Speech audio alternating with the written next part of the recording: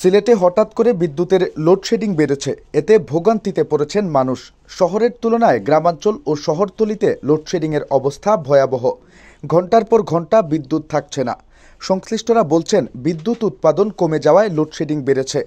এছাড়া সাম্প্রতিক সময়ে লোডশেডিং বেড়ে যাওয়ার জন্য দুঃখ প্রকাশ করেছে বিদ্যুৎ বিভাগ।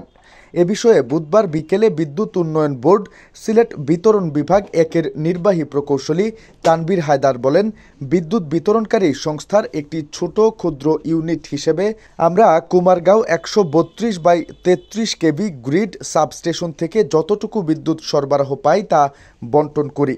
গ্রিড প্রান্ত হতে পর্যাপ্ত সরবরাহ পেলেই কেবল আমরা গ্রাহকদের মাঝে নিরবিচ্ছিন্নভাবে বিদ্যুৎ সরবরাহ করতে পারি। তিনি আরও বলেন, বর্তমানে দপ্তরের চাহিদার বিপরীতে কোনো কোনো সময় 40% পর্যন্ত কম বিদ্যুৎ সরবরাহ পাওয়া যাচ্ছে। ফলে বাধ্য হয়ে বিভিন্ন 11 কেবি ফিডারে লোডশেডিং করতে হচ্ছে। শীঘ্রই এই বিদ্যুতের অবস্থার উন্নতি হবে।